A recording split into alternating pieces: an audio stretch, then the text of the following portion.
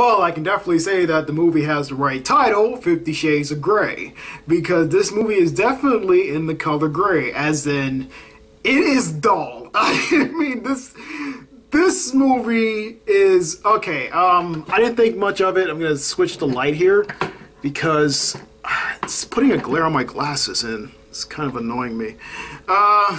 Yeah, I could just take off the glasses and do the review like this, but I'd rather keep them on. Regardless of that, let's talk about 50 Shades of Grey.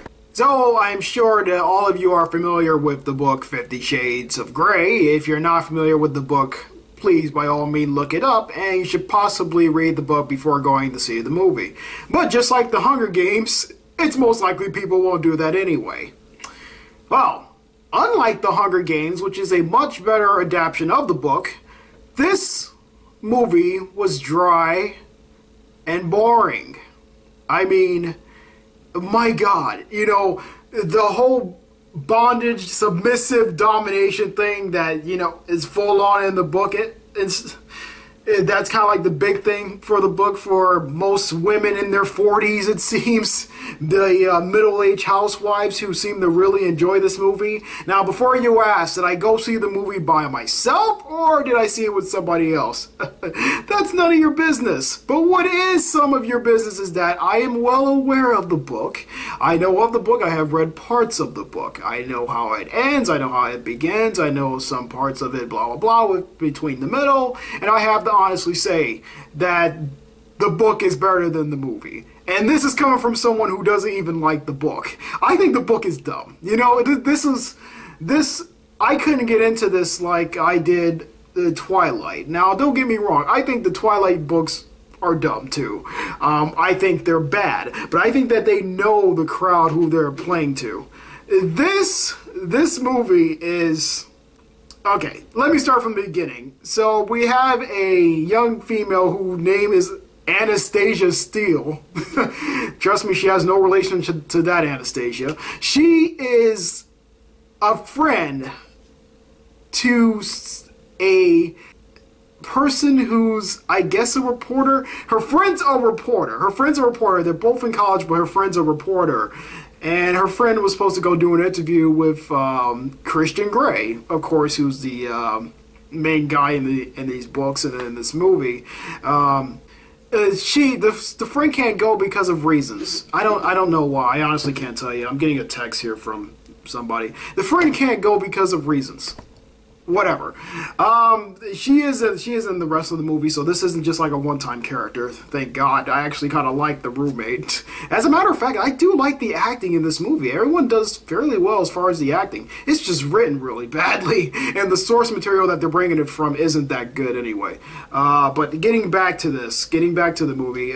So she goes and she does the interview with Christian Grey, and he sees for some reason that he's like, I want you to be submissive to me. For whatever reason, there's some unusual attraction he has to her. And, you know, it's Dakota Johnson. She's pretty. But I guess that's not the reason, because he doesn't fall in love. Yeah, there's this big thing in here where he's not into romance. He doesn't fall in love. And he's constantly doing romantic things, going on dates, buying her a car, taking her in a helicopter ride, buying her a laptop, a collection of these really expensive books, and I don't do romance. Guy, do you not know what the definition of romance is? Please look it up, because I think you're doing a fairly good job. You're taking her out to dinner, you're taking her to this place and that place, you know, you're showing up, you're being charming around the people that she knows, everybody likes you. Like, I'm not the romantic type. And I swear, he says this could be his catchphrase, I am not into romance, I am not the romantic type. This could be his catchphrase, because he says it in the movie at least 5 or 6 times, and it's like, guy, how fucking stupid are you? This is, oh, you're constantly doing the most romantic things, you know, a girl will find romantic, and at the same time, you're like, I'm not into that. Anyway, because they had this interview, he's realized that, you know, I want you to be my submissive partner in this domination sort of relationship, but it might start to bloom into a little bit more. She feels as though she can change him from his sort of submissive type of relationship into a normal type of relationship. She is like the most normal character in this movie, and he's a fucking, like, this could be a thriller. This could easily be a thriller. He can be a fucking psychopath. This movie can just turn dark, and he could just be torturing people to death, and that would be a lot. That would be a much better movie than this. But unfortunately, this is supposed to be charming and attractive. You know, this sort of lifestyle, unless it's at the end. I knew of this whole domination thing, this lifestyle that certain people are into. You know, I've met a person that was into that sort of thing. I don't find an interest in it. I don't get it. I don't feel how anyone can get pleasure from that. But skipping that, people who are into that sort of thing, the way this movie is portraying you is more like you're crazy people. Okay, you're people that and I do think this is a crazy way of life, but it's not my way to judge people.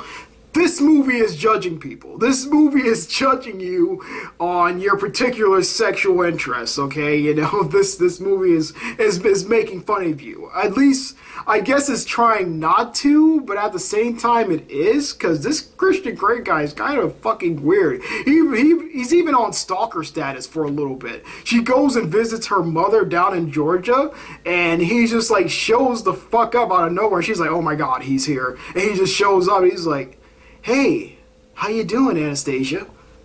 The fuck, guy? It's like, and that's not the only time he does that neither. So I don't know. He's kind of got a stalker thing going on. And the rest of this movie just feels like padding. They're going back and forth to where she's like, why won't you let me in? I can't let you in. I'm too complicated. Or I'm just not used to this lifestyle of partner and partner relationships, to where he's not used to being fucking normal, is basically what he's trying to say. As he put it in the movie, I'm 50 shades of fucked up. And you know what? These actors, they try. They really try to perform. You know, I don't think these actors are bad. Particularly, I think these actors are pretty good. I think Dakota Johnson does fine. I cannot remember the guy who plays Christian Grey. I think he does well. I think the acting in here does well. Luke Grimes is in this movie. What the fuck? He came out of nowhere. He's only there for a short time. But he's in the movie, and I guess he's dating the friend. So they're dating too or something. I don't know. And, you know, he does fine. The friend does fine. I kind of like the roommate. The parents, I kind of like, too. I think the mother was a little weird. There's a lot of... I'm like, what the hell's going on between Christian Grey and his adopted mother? Because he is adopted. And he talks about his past and how he got into this lifestyle through his mother's friend and everything. And it's like... at the age of 15, so he was already adopted from the Grey family from that, and I'm not gonna go into that too much. And then they have a sister who I think is French or something. I think she was adopted. I don't fucking know, because the movie, she's only in like 2 scenes, and they're really quick. The father's only in like 1 scene. It's like they try to get through so much, which is why this movie was 2 hours long. This movie is literally 7 minutes. Give 7 minutes to the credits, so the movie is possibly about an hour and 53 minutes long. And to be honest, at certain times it felt like that, and then at other times it didn't. And that mostly has to do with the pacing in this movie. Like, some conversations seem to repeat a lot. Like, the whole thing about her saying, oh, why won't you let me in? Why won't you tell me about your past? Why can't we have a normal relationship? And he's just like, oh, no, we can't have a normal relationship because I'm not normal and blah, blah, blah. This is my life, and if you're not into it, you know, you can bow out right now.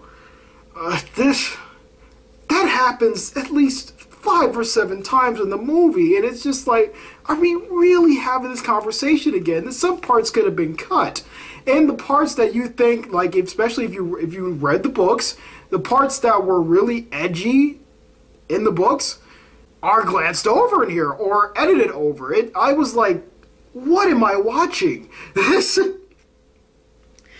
a part when he ties her up. He actually does it multiple times in the movie, about 3 times.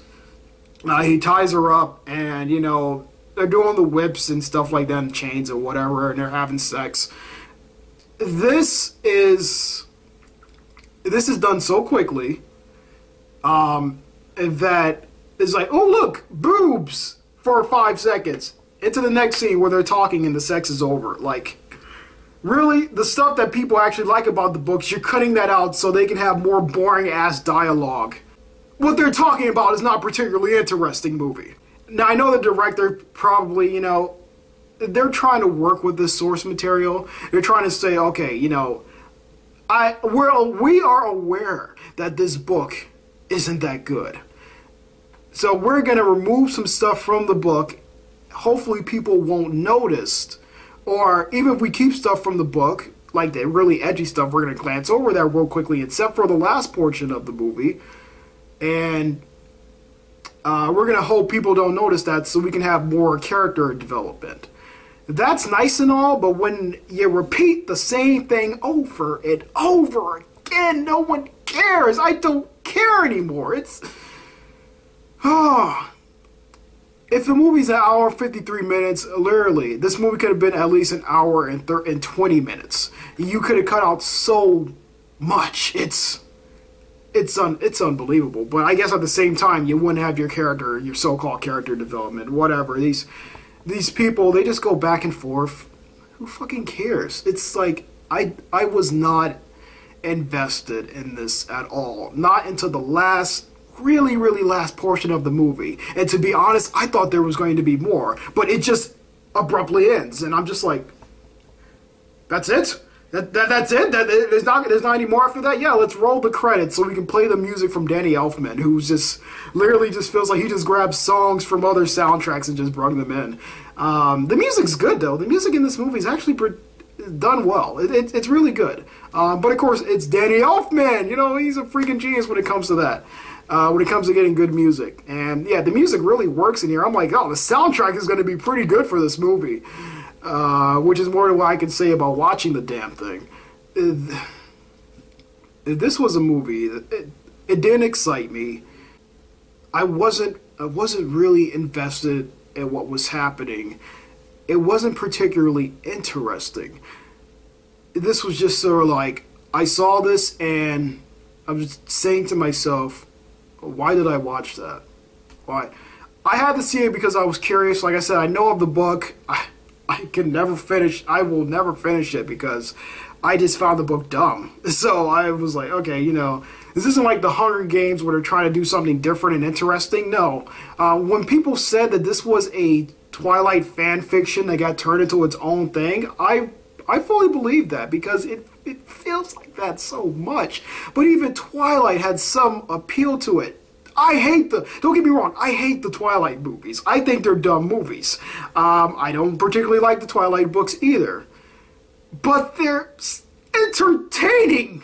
At least they have some element in each of them that's entertaining. Besides Breaking Dawn Part 1, that was just dull. And this was like the Breaking Dawn Part 1 because this was just boring. There's not much other criticism I can give to the movie.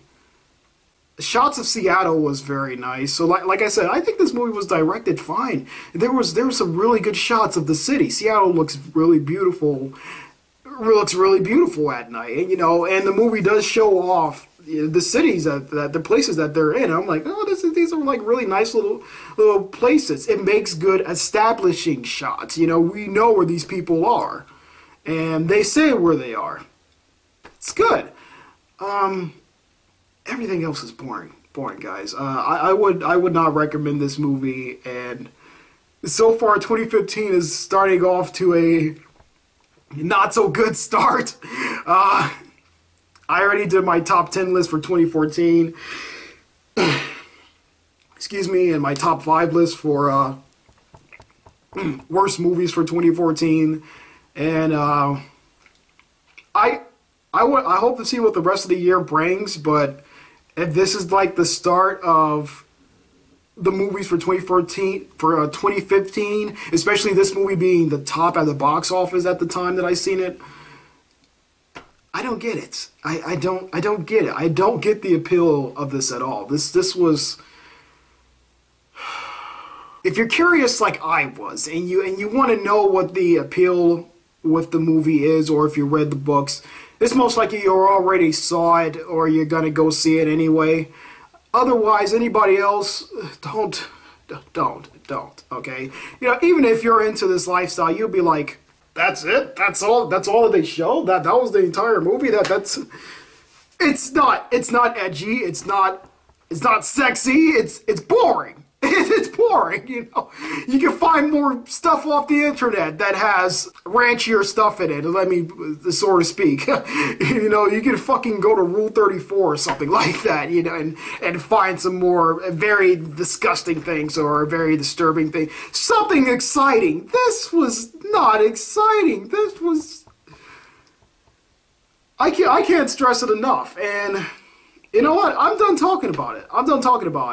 50 Shades of Grey. Do I recommend it? No, I do not recommend it. I don't recommend it for anybody, even if you read the books. Like I said, people who saw it are going to go see it anyway. I finally seen it. I wish, even if I didn't see it, I wouldn't care. You know, it's... Fuck curiosity. God. Okay. That's it. 50 Shades of Grey. First review of 2015, yay! Not so good, not so good. Okay, so that's it. I'm looking forward to doing more movies this year. Hopefully, I can get some better movies in. I haven't seen things like, the only thing I know that's getting really good ratings is Paddington, and I haven't seen that yet. I don't know if I'm gonna do a review on that, but I gotta check that out. But for 50 Shades of Grey, I don't recommend it. I find it unappealing, and not just because it has its little sexual preferences. It's just watching paint dry to me. I don't know. People might feel a little bit differently about that. I don't know how can you, because it's dull. It's boring. Alright guys, I will see you in my next video. I don't know what other movie I'm going to review next, but... Whew. Okay, I gotta go. It's getting hot up here, and I'm gonna go watch Better Call Saul. Alright? Take it easy. See you guys next time. Yeah, before I go, if you want to see a better movie adaptation of a book, go watch Hunger Games. You know, that's about to come out on DVD. Yes, Part 1, Mockingjay Part 1 isn't as good as Catching Fire as a movie, but it's much better than this shit. Go see that. Fuck. Even Jennifer Lawrence is more attractive. Sorry, Dakota Johnson. Alright. Bye-bye. See ya. I'm gone.